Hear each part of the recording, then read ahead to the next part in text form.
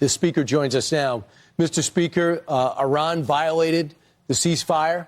President's not happy with Israel because they're about to respond.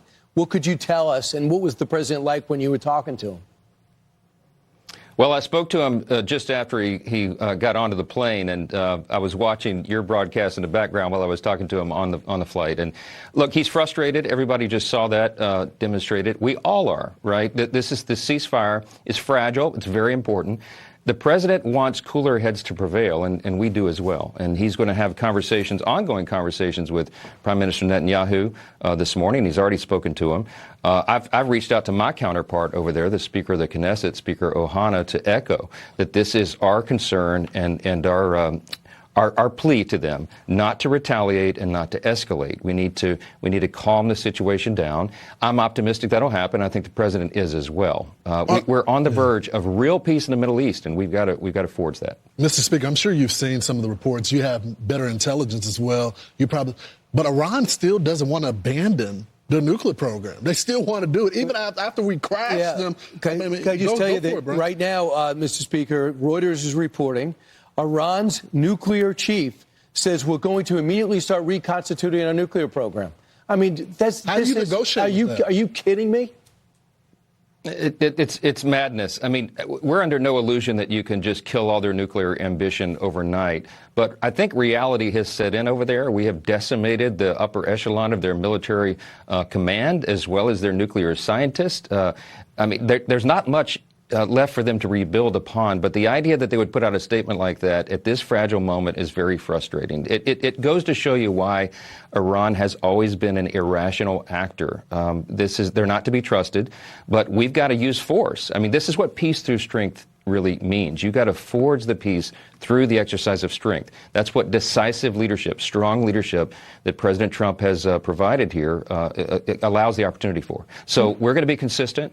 Our message and our actions are going to be consistent. We are going to bring this to a close one way or the other.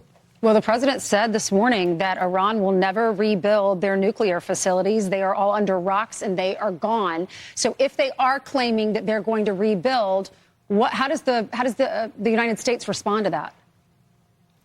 Well, look, I think you've got to react and cooler heads need to prevail. Okay, so obviously this is rhetoric. Iran is really good at that. There's a lot of bluster. That's what you would expect. They have been decimated and they've been embarrassed on the world stage. So some of this is to be expected. I think it's more talk than action over there, but we're going to have to verify that. So this is a very serious thing. I mean, we've been brought to the brink. It should be only a 12-day war. It should be over now, and we're going to be consistent in our message and our action to ensure that happens. We have to do that. So, Mr. Speaker, a lot of your Democratic colleagues in leadership are saying they didn't get a call from the president that this was happening. Caroline Levitt said that's not true. They reached out to him. Apparently, Chuck Schumer answered the phone, but Hakeem Jeffries didn't. What can you tell us about that? Well, I've spoken to Hakeem about this. He's my counterpart, of course, in the House, the Democratic leader. He wasn't available when they called, and that's just the way these things go.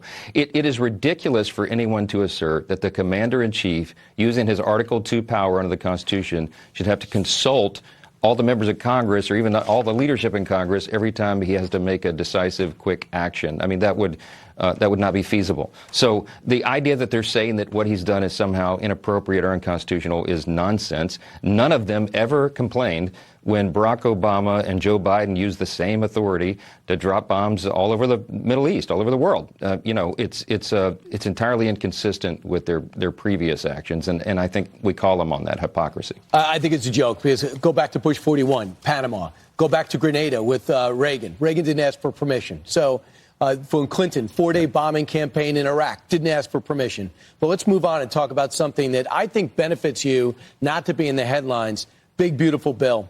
The Senate's wrestling with it big time. And Senator Thune's somewhat frustrated. He's very calm like you under pressure, said, I'm keeping everybody through the 4th of July because we got to get this done. So while the Senate works, does the House stay too and prepared to pounce immediately and start working on it? Because the bill's already been changed. You guys got to revisit it too. Yeah, I'm gathering all the House Republicans together within the hour, and we're going to talk about the schedule. If the Senate does its job, not if, but when, I believe they will. I believe Leader Thune has his steady hand at the wheel. They're going to deliver that product through the Senate, and we'll have to take it and act upon it. The July 4th deadline is an important one. The president is insistent about it. I have been from the very beginning, and I think we can get this job done. I remain very optimistic that we will. Mr. Speaker, what are the differences in the House and the Senate when it comes to Medicaid and the SALT deductions and other areas?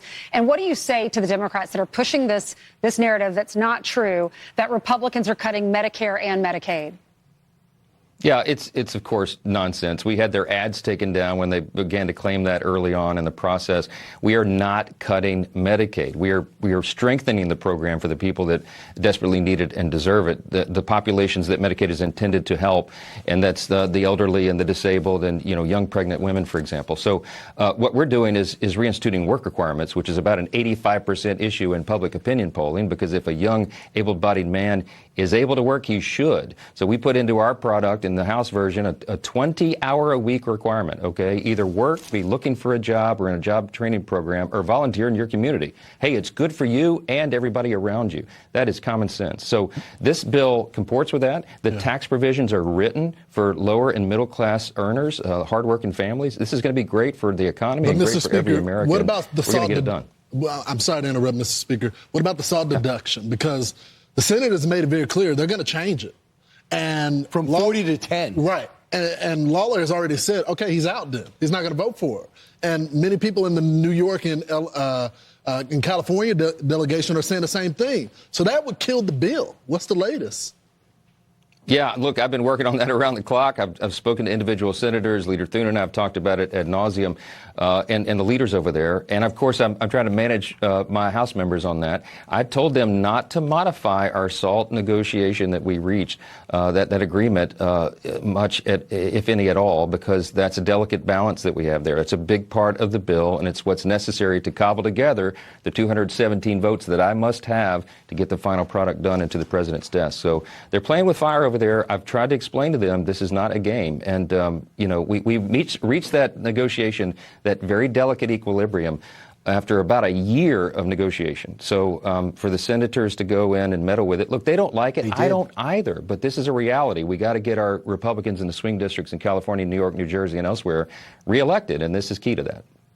All right, Mr. Speaker, thank you so much for joining us this morning. Right. Usually this is the type of talk